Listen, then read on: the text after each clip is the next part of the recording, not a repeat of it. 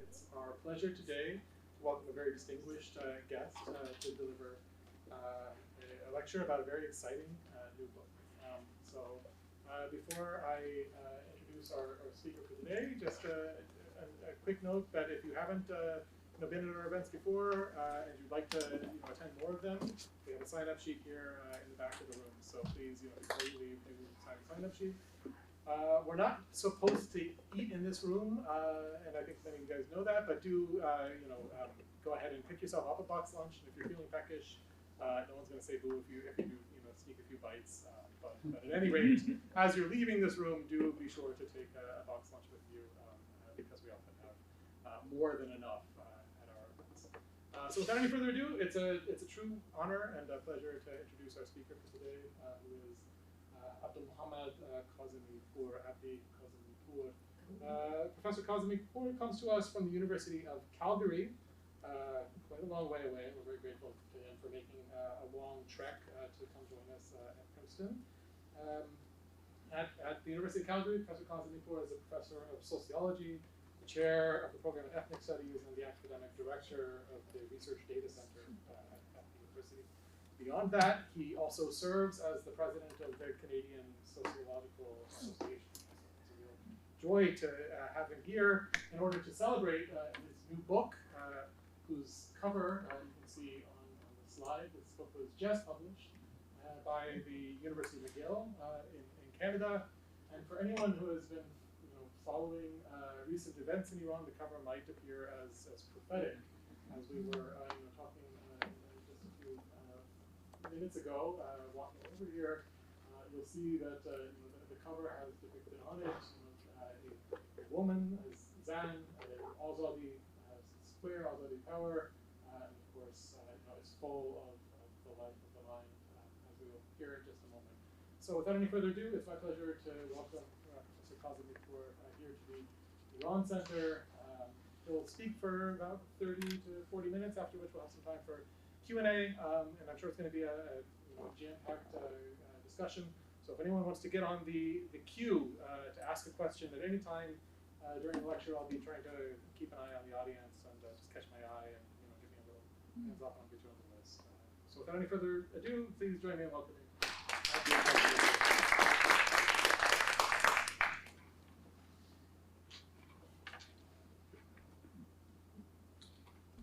Dr. Sheffield, for their kind introduction, and thank you, Dr. Amir Tabrizi, for inviting me to be a part of the small part of all the great things that you do at this center. Thank you, everyone, for sacrificing your peace and quiet lunch hour to come to this talk.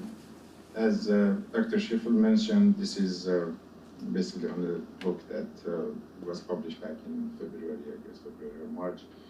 And as you can imagine, the work for this book, the writing of it has taken several years, but the thinking about it has been going on much longer. And this has been basically an attempt for myself to answer some of the existential questions that I had, and to make sense of some of the experiences that I had being there at the time of the Iranian 1979 revolution and its aftermath. So I was just trying to add my own observations in a more systematic way to the ones that are circulating around. And I found a lot of the existing accounts unsatisfactory for explaining exactly the kind of things that I had experienced. So I tried to sort of look at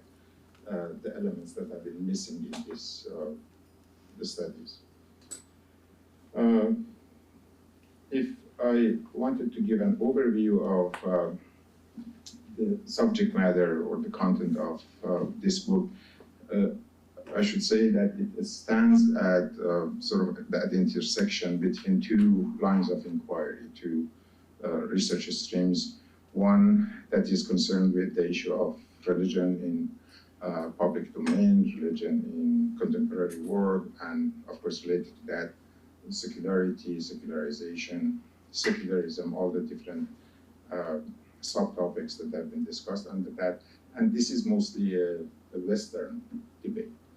And of course, then there is the second debate that has been happening, and that has been on the nature of the socio-political, cultural developments in Iran. So at some point, about maybe 20, 30 years ago, these two lines of inquiry intersected, and they showed that they have some potential for offering ideas to one another.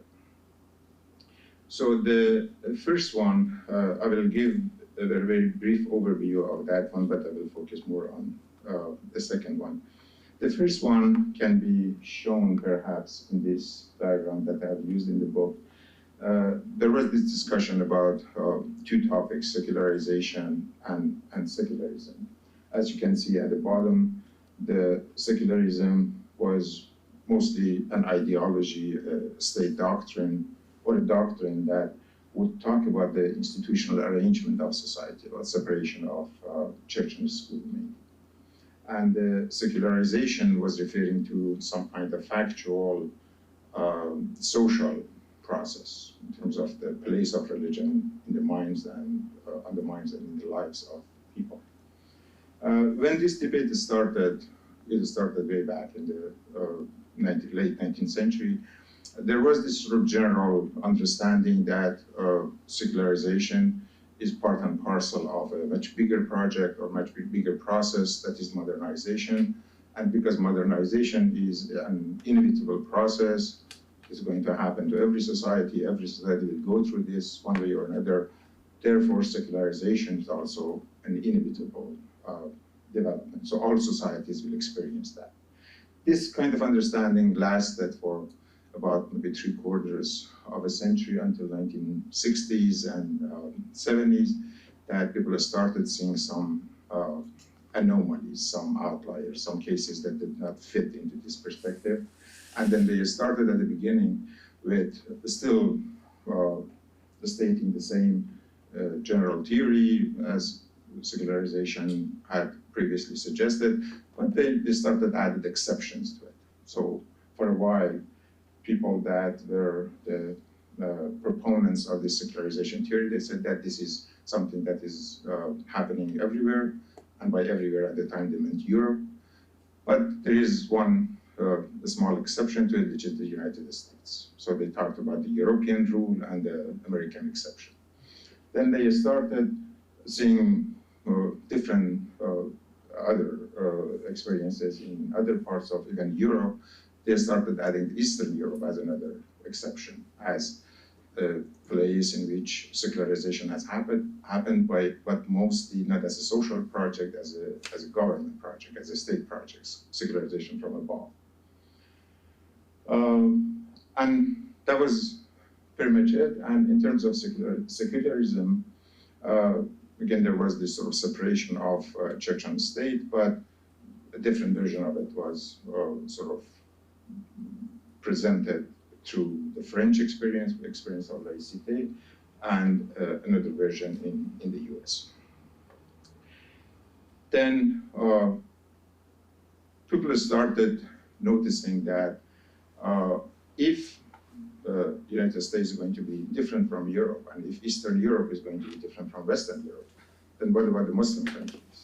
Is it possible that the experience of secularization among Muslims is going to be very different? And as you can see from some of these codes, for example, Brian Turner in 1974 says that if secularization is taking place, the secularization of Islam is likely to be very different from that of Christianity. So they started noticing at least the potential difference of the experiences in the Muslim societies without engaging with it, without really spending much time on it. And then, of course, after the 1979 revolution, people started thinking that what Iran can suggest, that experience. And we have seen probably the public religions in the modern world by Jose Casanova, in which he had 4 case studies: United States, Spain, Brazil, and Poland, I believe.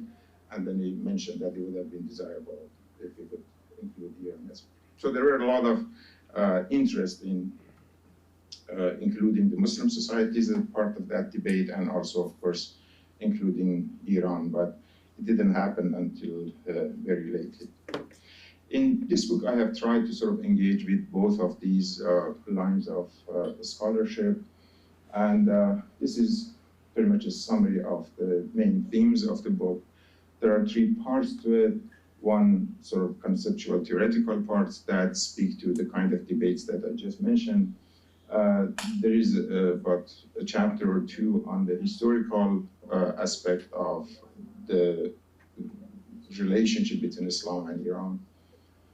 And in that section, I have talked about 6, 7, 8 critical junctures. My editor in the publisher didn't like that many critical junctures, so I had to cut them and then put them somewhere else without the typo. So then the contemporary stuff in terms of the changes that have happened since the 1979 revolution. Depending on the audience, I sometimes focus on one or the other part of these three areas.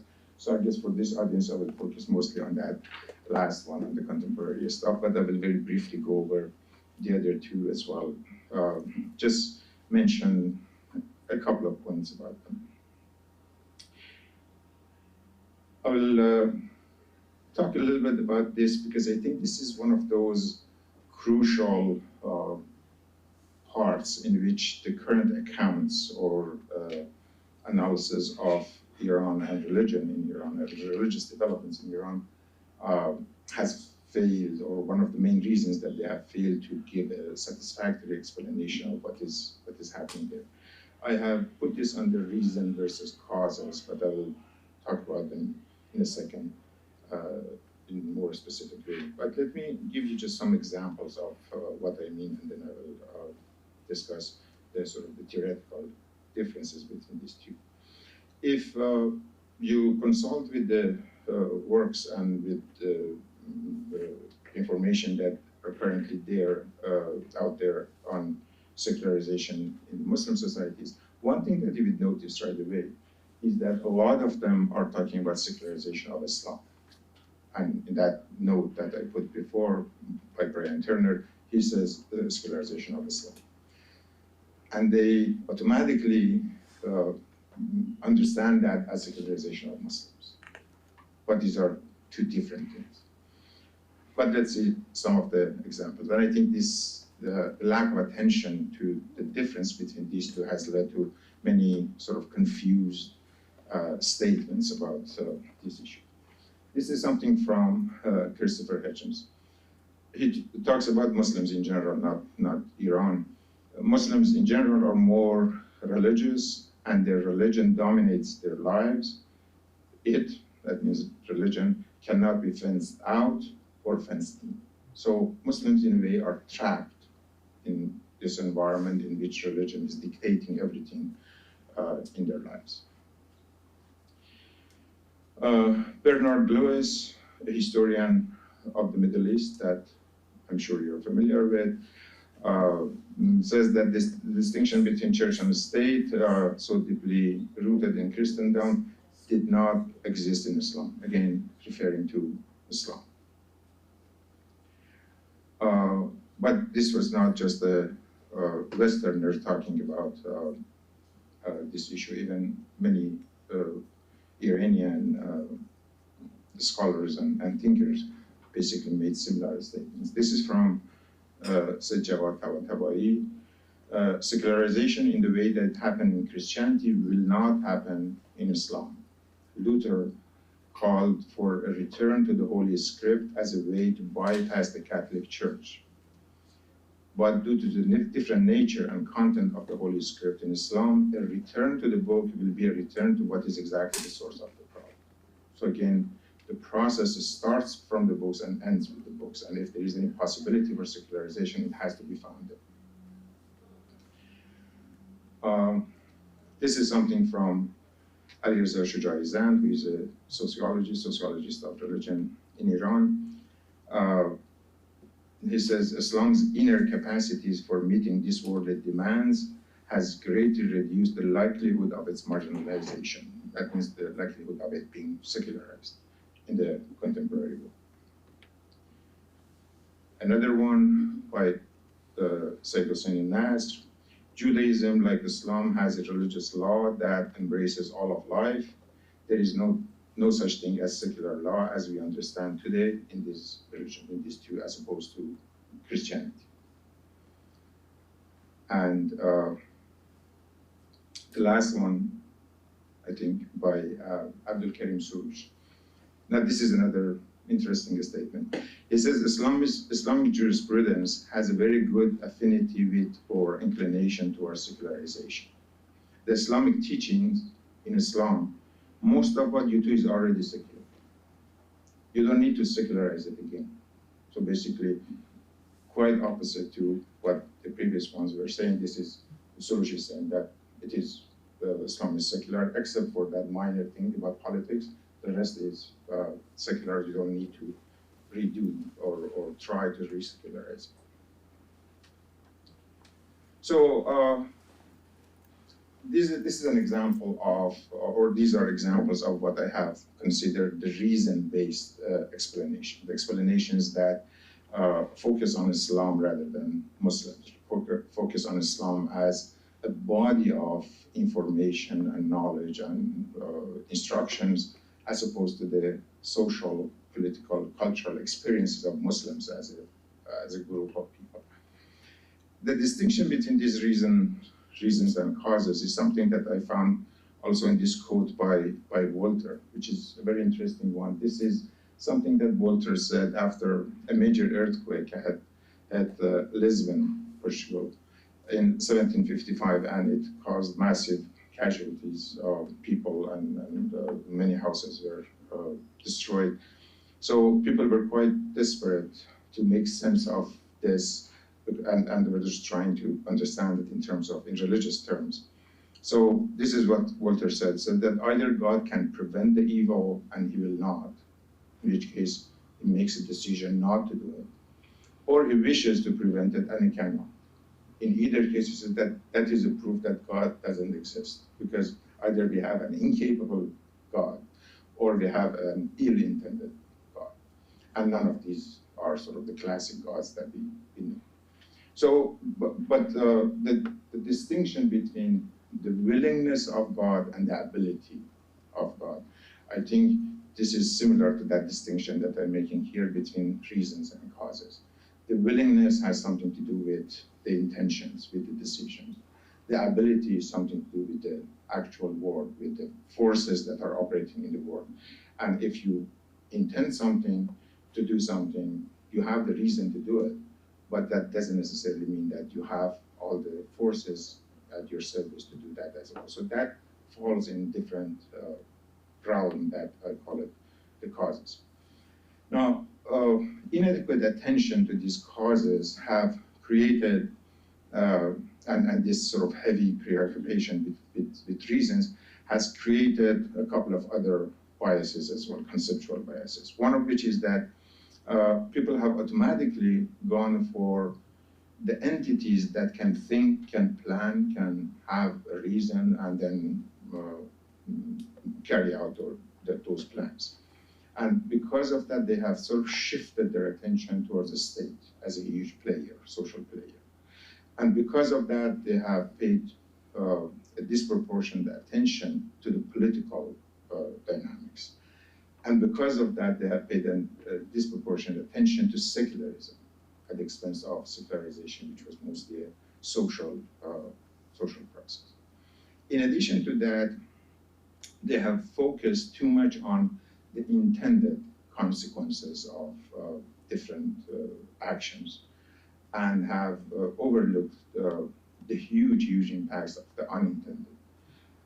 We have just recently used that perspective to look at the impact of this sort of Islamization of education system in Iran and its consequences for the religious lives and the spiritual lives of their graduates. And a lot of the things that these schools and the education system is planning have generated the exact opposite outcomes that they were hoping for. So that means that the reasons were wanting something to happen, but the actual causes produce the counter threat. So with that as a kind of general conceptual point in mind, I have tried to focus my attention on what I call the causes as opposed to reasons. And so as a sociologist, I have paid more attention to the surveys, I have done some interviews, and basically to the kind of things that have been happening on the ground rather than in the books.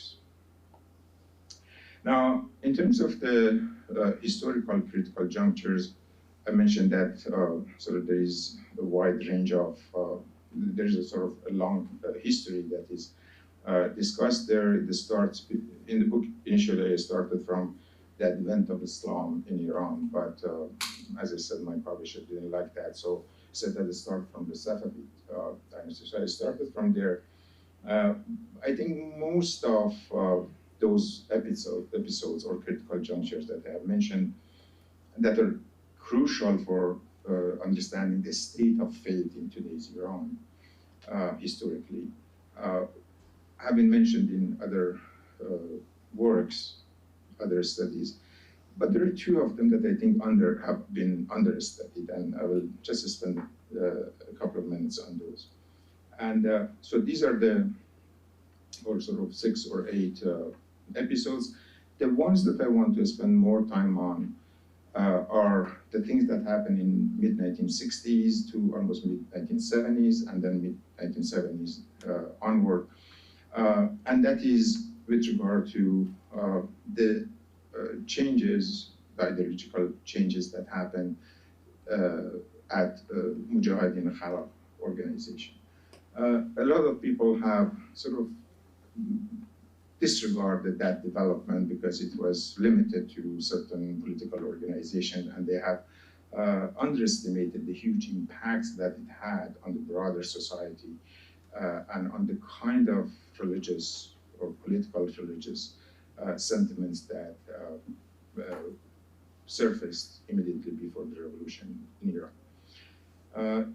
As you may know, Mujahideen Khalq organization started out as an organization that was borrowing some elements from Marxism, as they called it. It's the science of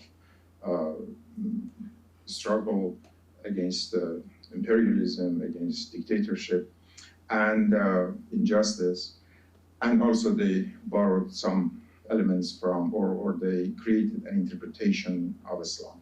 This, the one on the left, is one of their publications at the time in the mid-1960s, sort of the second half of the 1960s, when they were just trying to sort of produce their ideology, basically formulate their ideology. This is a book that was written by one of their leaders, Ahmed Rezai, under this title, Simaye Musalman, the portrayal of a Muslim, but later on it was published under another title, Imam Hussein. And this was basically an effort to introduce sort of a role model for Mujahideen. The one on the right is just a snapshot of a pamphlet that was published about 10 years after that, which was known as the Green Pamphlet, Juzve Sabz. And that was the pamphlet in which the ideological shift from Islam to Marxism in Mujahideen Khalq organization was declared basically openly still within the ranks of the organization. So both of these had important implications for the state of Islam in Iran in recent decades. Mujahideen Khalq organization, the first experience, basically, it added a political element to Islam in addition to sort of the cultural, the religious elements. It added a very, very heavy political element to it. So we can say that political Islam, in a sense, was created or recreated by Mujahideen. And then after the ideological shift happened, there was this huge backlash against it among the Muslims who were also politically active, especially in prisons. And they felt that this kind of approach is a very risky approach, and it will lead to Marxism sooner or later. So we will be safer if we just go back to the traditional Islam. And in that reaction, they created a conservative version of political Islam, and also they created coalition with the traditional Muslim religious authorities that were not even politically active. And I guess that combination was the one that carried out the big chunk of the movement or led the revolutionary movement in 1979. And after that, dictated the sort of the contents of the government policies. So with those, I will go to this third part and very briefly touch on some of these that are sort of more stuff of the last 40 years, 40 some years.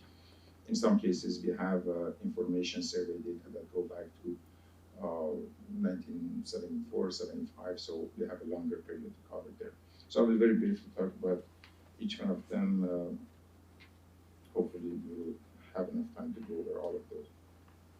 So the first thing is that as a result of this merger of religion and the state as two institutions, called merger of church and state, what I see is that a new type of secularism has emerged. That unlike in the European cases, in the Western cases, in which the separation of church and state created secularism, in this case, the merger of church and state has done that.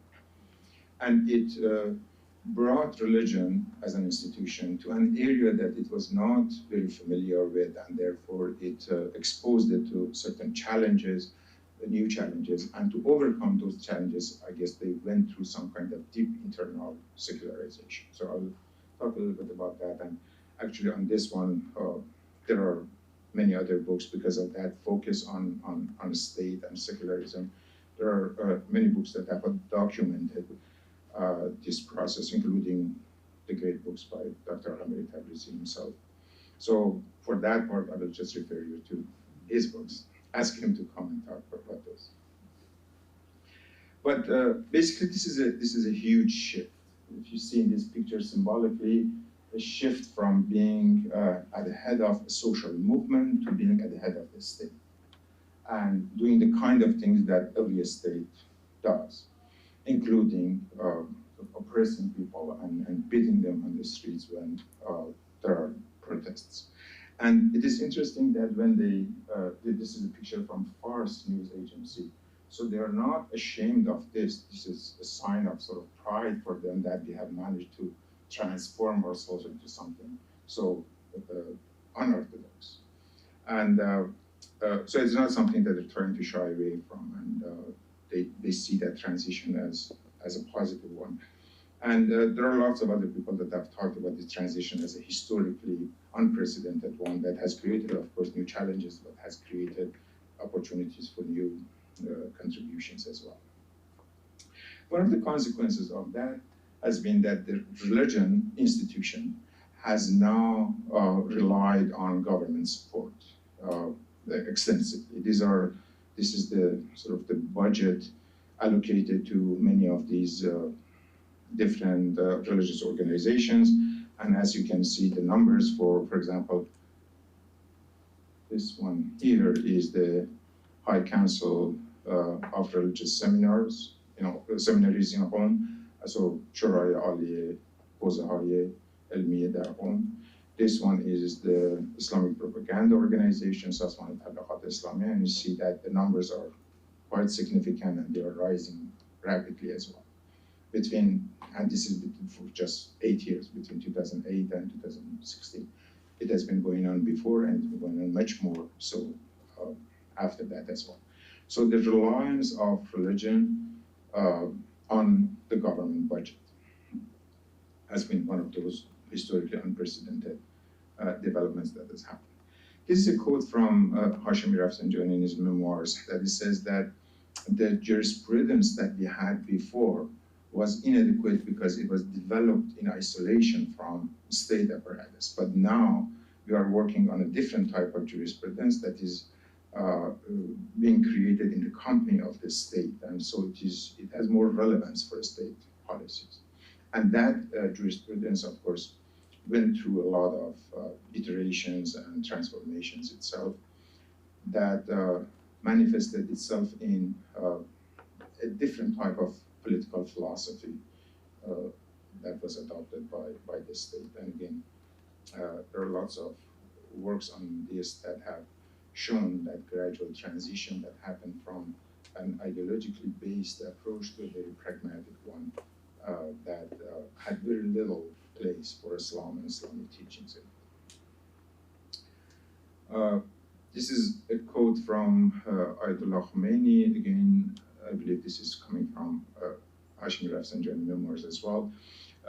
When he was asked about the independence of the judges in the justice system, which was one of the sort of pillars of the so-called Islamic justice system, he said, yes, that's important and that's very crucial, but at the moment when the majority of our judges are not qualified and have been allowed to judge only out of necessity, these judges do not have the right to decide for themselves. So they have to be sort of coordinating things with the government committee, that there should be a committee to standardize the permissible rulings, and no judges should be allowed to disobey them. So basically, all that discussion about the independence of judges in the Islamic justice system went away because of this new situation. This is another interesting quote from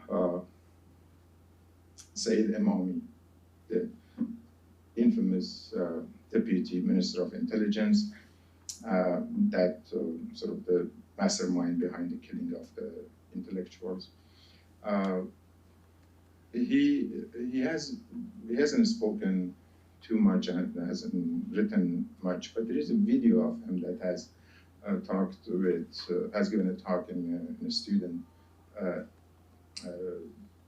group, for a student group, and in that he says that the intelligence forces do not need to do daily prayers. Their labors themselves are prayers. So they are completely exempt from all the rituals or religious stuff that they do, because now they have something much more important to do, and that is sort of safeguarding the government. So their work is as good as their prayers. This is another document that is a highly classified document, highly classified, but you can find it on the internet, of course. This is one of the appendices in Ayatollah Montazeri's memoirs, and it is a letter, that handwritten letter, that had been written by Sayyid Mehdi Hashemi, who was in charge of the liberation, the revolutionary organizations. At that time, it was part of Revolutionary Guard, but he was reporting to Ayatollah Montazeri. So he says that he just gives, it's a long document, maybe about 15, 16 pages. And he gives an update of the situation, the recent interactions with different organizations. And in this one, he says, we have some conversation with some Egyptian political activists, and this is what one of them said. We in Egypt have encountered the fundamental problem, which is the fact that people do not follow their religious leaders the way that the Shia Muslims do.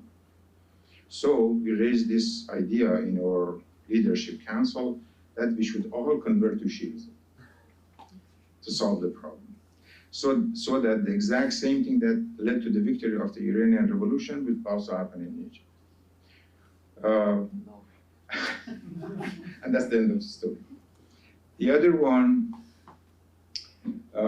again, he talks about a letter that has been sent by some Sunni clerics, that in which they have expressed their willingness to switch to Shiism because Shiism more readily mobilizes people to achieve political goals. The letter quotes one of the Sunni clerics as saying, I have come to the conclusion that Shiism is the only faith that has the capacity to resist the oppression and to lead people. I'm ready to convert to Shiism and to declare that publicly. So what is interesting about this is that just imagine all the centuries of the bloodshed that happened between Sunnis and Shias over who is the right successor of Prophet Muhammad. It has no place in this debate here. So that has been just a minor misunderstanding. It seems that political purposes and political efficacy of Shiism and Sunnism has taken over all those centuries-old debates that have been happening. Simplicity of them or oversimplification of that aside. Another thing that I did for this book, which I have to admit it was a torturous part of the work, was to see whether this change in the state philosophy, how this change reflected itself in the thinking and in the debates and discussions that happened at the high-level government entities. And one of them, of course, that could show this was the conversation that was happening in the Guardian Council. They have published all their decisions, all their discussions just recently in 15, 16 very thick volumes. And it is torturous because you have to go through very silly discussions and stuff, but very carefully to make sure that you can find out the reasons behind the rejection of certain parliament suggestions. What I tried to do was to basically separate them, all these rulings, into two, three groups almost. The ones that were rejected on the basis of their incompatibility with the Constitution, which was one of the reasons that they can reject the bill. And the other reason is their incompatibility with Shia, with Islam, and sometimes a combination of both. And then basically get the frequency of those over the years. So what you see here is that the two lines, the darker one is showing the number of parliament bills that were rejected because they were not compatible with the Constitution.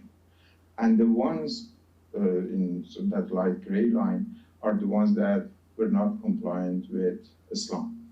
And as you can see, around sort of mid-1980s, when this notion of maslaha and zarura kicked in, and when the Expediency Council was formed, that the state necessities, the state needs takes precedence over the Sharia or Islamic teaching, you will see that the number of rejections based on sort of incompatibility with Islam has declined systematically, and a higher number of rejections have been made on the basis of incompatibility with Constitution. I see that as a sign that religious concerns have partly been sort of codified in the law, but also have been pushed into the background and have been given a lesser degree of significance.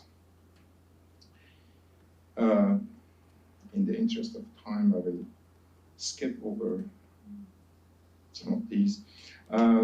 So this is another aspect of that secularization that I mentioned. There are some surveys that have been done in Iran, starting from 1974, 75, until recently. And in one of them, I basically tried to put all of the items or the statements that had something to do with religion into this a statistical procedure called Euclidean distance model. And what that procedure does is that it clusters different items based on their affinities and correlations amongst the different items. And this is basically the perceptual map of what that process does. What you see in the top left corner is a cluster of religious ideas that are mostly, I have, in the absence of a better term, I have called them the ones that are individual in nature, individualistic in nature, and also referring to some kind of practices. The ones underneath are, again, individualistic in nature, but referring to the beliefs. And you see that these two clusters are pretty close to one another. They go hand in hand in most cases. The one on the top right corner are the I've called them the collective aspect of practices or collective practices. And you see the collective prayers, participation in those, and participation in the Friday congregations. Namaz Joma is also there. And the one at the right bottom section are the ones that I couldn't find really a good name for it. I called it political religious items. You'll see that these are the statements that have to do with distributing the resources, the societal resources, and giving the opportunities or depriving people of opportunities based on religious reasons. For example, atheists should not have any governmental jobs. They should not be able to publish their books or give lectures or things like that, or there should be no separation of church and state. Now, what is interesting is that then when you have these clusters, I sort of created composite indexes out of them, and I went back to the population to see how they are distributed and how they are related to one another. One thing remarkable that surfaced there was this thing, that when you put all of these in side by side with each other and try to get a sense of the correlation amongst them, the ones that have that sort of political element to them have a negative correlation with all the other conventional dimensions of religion. So if someone is big on these items, they are less religious in the conventional religious sense. And people who are more religious in terms of the prayers, fasting, beliefs, all those things, are less inclined to adopt this kind of view. So that this is a very interesting and unique aspect of the nature of the faith in today's year, on that this political dimension has screwed up the whole relationship between the different dimensions of religion. I'll go quickly over these. Maybe this one is also an interesting one. There was a survey in 1975, a survey in 2001, and one question was that whether you think people are going to be more religious in the near future, 5 years from now, 10 years from now, or less. Now, something that is interesting is that the number of, or the percentage of people who said that they didn't know. In 1975, 60% didn't have any idea. That number has dropped to 3. And it seems that almost all of those have gone to that less category. So basically people who didn't know back in 1975, they now know, and they know that society is moving in a less religious direction. There are some other statistics along this line that I will have to skip over. Let me just go quickly to the section on women. So women, I have a chapter on the experiences of women and how women have operated as a secularizing force in these post-revolutionary years. The top 2 statements that you see here are from Ayatollah Khomeini. One that he wrote in a letter to Shah back in 1963, after the election law had changed and had allowed women to vote. So it says that the government has given women the right to vote. This is of utmost concern to the Muslim ulama. And in 1980, when some MPs went to him and said that this is what you said, and we have to now enforce that, he said that second thing, that denying women's right to vote is against Islam. So that is also the change that happened as a result of this new institutional arrangement that happened between religion and state. This happened through 2 different processes. One was that one was related to the revolution itself and the participation of women. And because of that participation, women came with certain demands. And here I'm talking about the very devoted, religiously oriented women that were active in the revolution. And they came to the government and said that we have lent our support to you, now we want something in return. And this is someone who has, I've quoted that from Dr. Nazanin Shaharbin's book. This is a woman that is trying to get access to the library of Ayatollah Najafi Marashi, which has a huge library in Qom, and she couldn't. So she has written on this, considering sisters' contribution to the victory of the revolution, we expect the regime's officials to genuinely work toward the fulfillment of sisters' needs. That means that these are the kind of a list of the demands that they have, and you have to honor those because of that contribution that we have had in the revolution. So that created a different, very interesting dynamics and forced the government to shift away for a while from the traditional Islamic teachings that were so widespreadly accepted in the seminaries, and try to sort of come up with some innovations with regard to women's rights. But of course, all of those came to a stop because in 2009, after the Green Revolution. The second part is a demographic change. And this demographic change has to do with the fact that the average age at marriage has been going up. The level of education for women has been going up extraordinarily. And something that has happened alongside that is something that sociologists or demographers call it the marriage squeeze.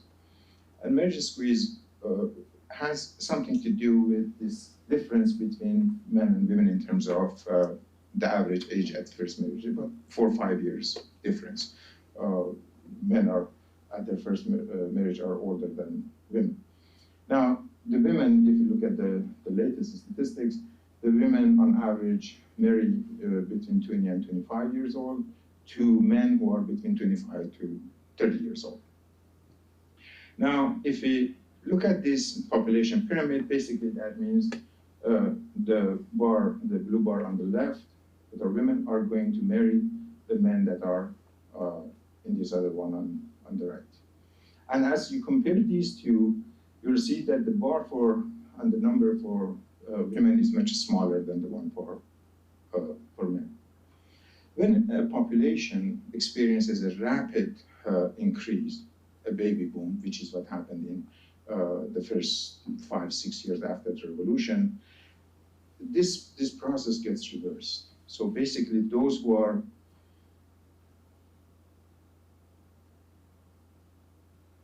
now, what we have, if we look at the ones that are 40 to 44 years, which are the ones that the men that were born at the time of revolution, now there is much larger number of women and much smaller number of men.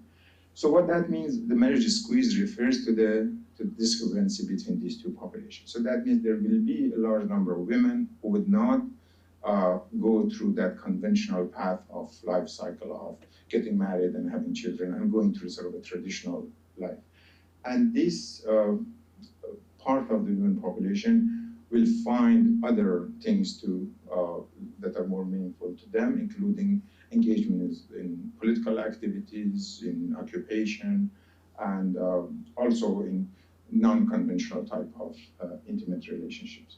So this is also something that I've talked about and don't have time to go through sort of the details of it, but this is a demographic force that has been putting pressure on government to create new opportunities for women because of this demographic development, and the lack of those resources, the lack of a proper response has created the kind of dissatisfaction that we see among women today. So I'm conscious of the time and I went slightly beyond that, so I will stop here. There were a whole bunch of other things that I like to talk about, but I will leave them for now so that I can get invited again. All right, thank you so much. All right, we have maybe 15 minutes for questions. A lot of fascinating data here that dig into. So, Abdie, Hi, thank you so much. So, as I was listening, I was thinking of Weber, so Protestant ethic, and I was thinking that, so in the narrative of the Protestant ethic, you can almost say the same thing. Like maybe Weber would say, actually, it wasn't a decrease, it was an increase in religiosity, if we look correctly. So what was preserved? What was preserved was the calling and the principle of work for work's sake. What was lost was the entire cosmology and edifice. So I was thinking of that Imami quote, right, where it's like, well, the labor is their prayer, right? They need not play. The labor is their prayer. And I was thinking, if you, so this is my question for you, if you were to write a book called, say, The Islamic Ethic and the Spirit of Capitalism, what would be the principle that would be preserved?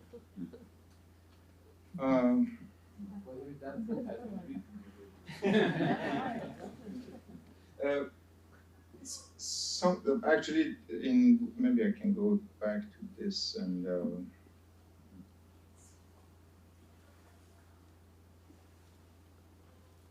I should this thing here.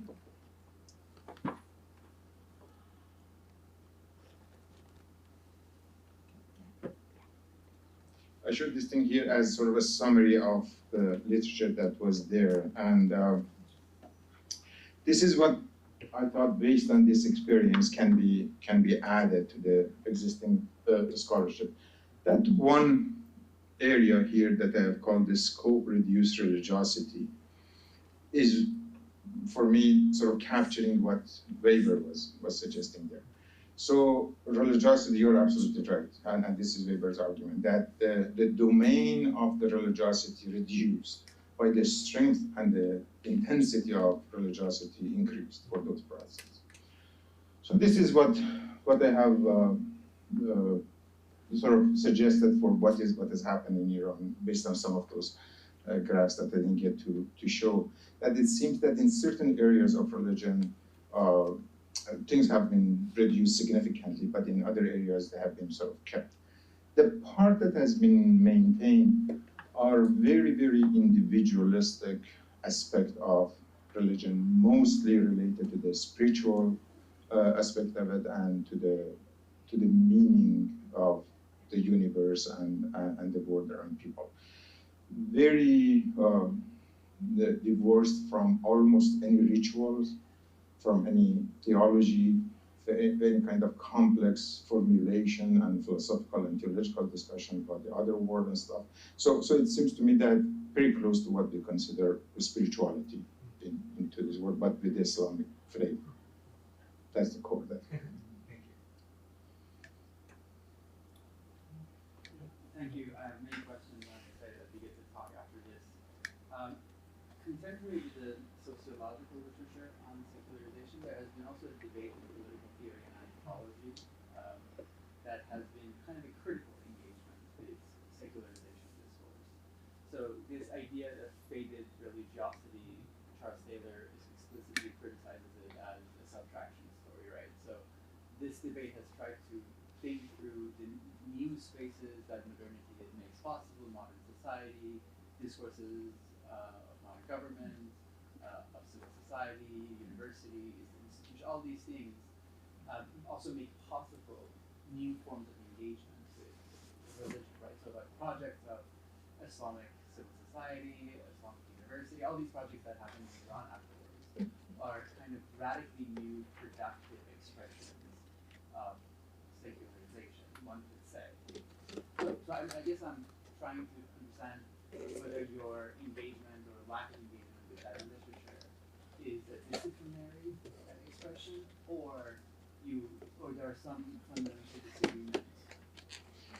No, I think I have consulted with that literature, especially Charles Taylor's works, and one of the things that I think is happening, and what you're referring to, Charles Taylor talks about as sort of singularity number 3. So, secularity number 3. And what he means is that if people are religious as a result of society being religious by default, and people just follow that tradition, so they are religious in that sense. If they are religious in a religiously plural, or a plural, with an environment with plural religious pluralism, and they choose their religion that they want to affiliate with, that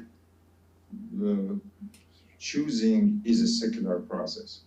So it is something that they have deliberately and consciously gone with, rather than going with the default of the society. It is an individualistic type of approach to religion, and he calls that secularity. secularity number 3, not in terms of its outcome, in terms of its process. So I think that is part and parcel of what we are seeing in Iran as well. So what is happening is, on the one side, on the one hand, some religious trends that have resulted in secular outcomes, and on the other hand, religious outcomes that have arrived at through some sort of secular processes.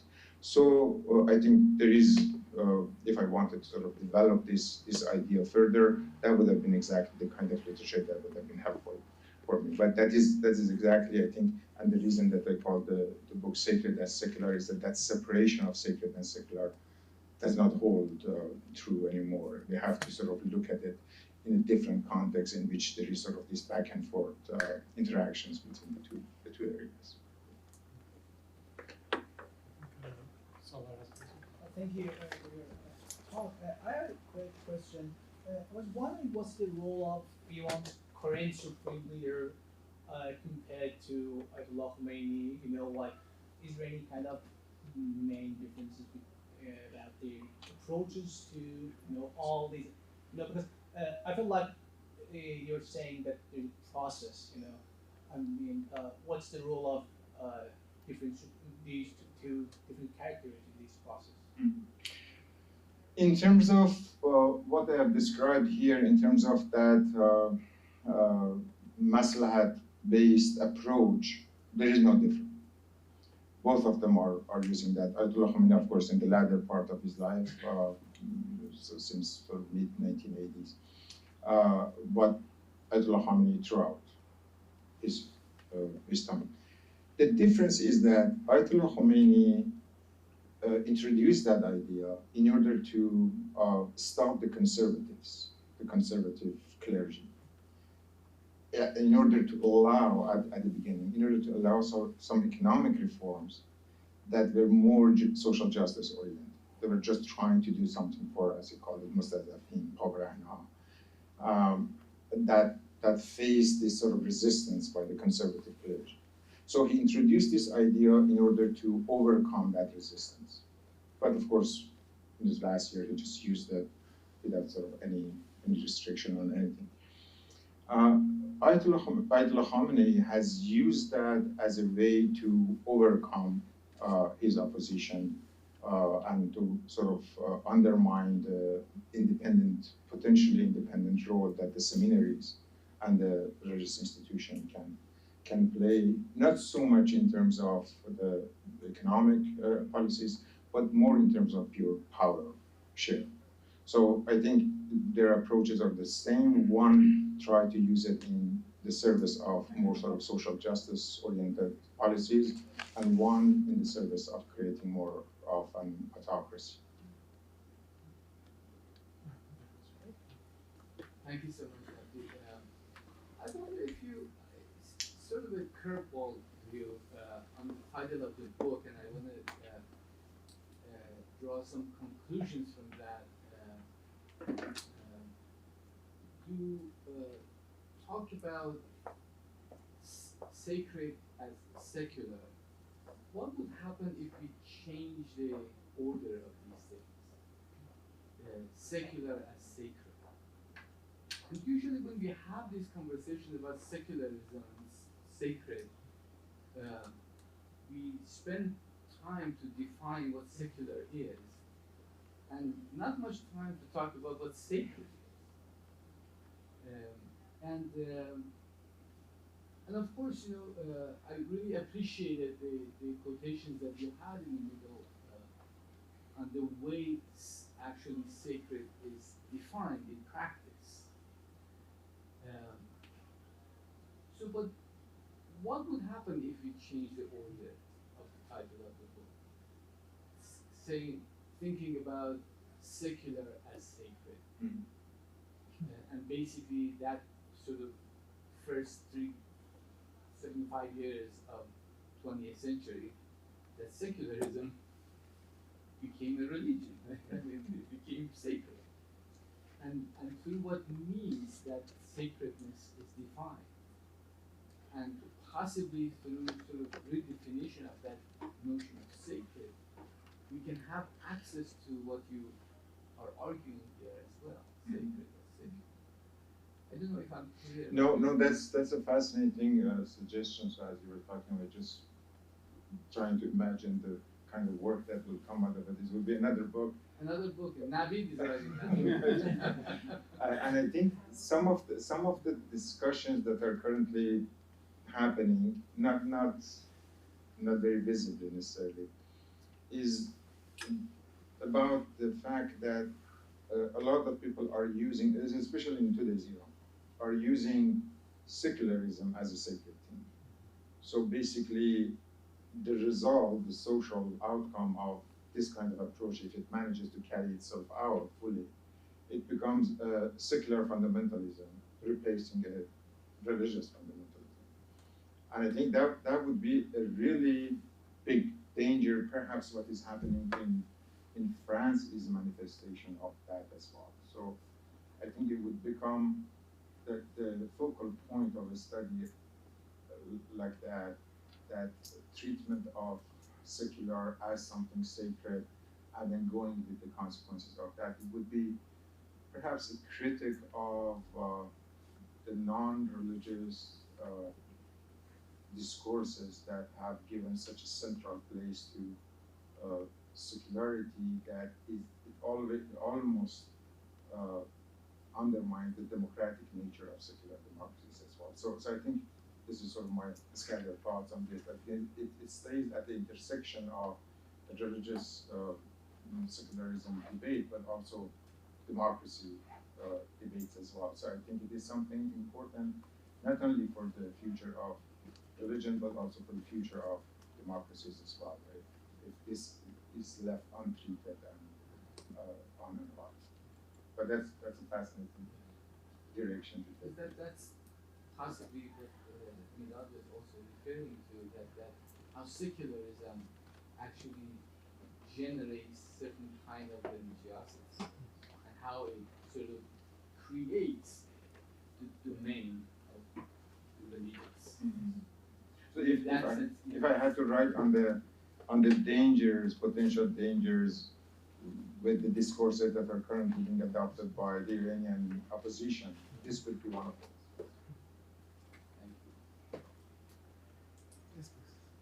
One aspect of this that some people write about these days is a distinction that's not quite captured by any of these, and I wonder what you think the relationship might be. It's a distinction between a view of the world where there's one basic idea that has to penetrate everything, some sort of basic philosophical, the ability of, say, philosophy to provide answers to everything, and what we have now, which is the splintering of different approaches to specific problems. For example, philosophy dealing with specific scientific issues and things like that. And that kind of distinction between secular and sacred, you might say, is a little bit different from these and has some interesting consequences, I think, for some of the other ideas we're talking about. So are you talking about these differences in the context of discussions about religion, or in general discussion about everything? In general, the idea, if you believe the idea, for example, that philosophy and religion originally, some thousands of years ago, provided some central, uniform way of dealing with everything, as opposed to splintered ideas with all kinds of different bases for each approach. That's another kind of distinction, I think, between secular and sacred, because the sacred is associated with the uniform way of approaching things, and the secular is associated with pointillistic kinds of ways of looking at different aspects of the world. And making that distinction, I think, is different from what you talked about, but supplements, to me anyhow, some of the other distinctions you were making. I think if I understand your point correctly, that concept that I mentioned, the scope reduce religiosity, which is also referring to the kind of arguments that Weber has on the early Protestantism, by freeing up sort of the whole areas of life to things other than religion, basically it exposes them to this possible other disciplines, including philosophy, including science. So those things will remain to be decided by individuals who will subscribe to any other body of knowledge other than religion. So I think it's related captured to there. that. The longest winded discussion I know right now is the recent Habermas 2 volumes on Al-Hayek Geschichte der Philosophie, which has this as its central theme. Thank you. I'll look into that as well. Anything else? I have a lot of things to ask them at lunch, but if there aren't any further questions, please join me in thanking. Thank you.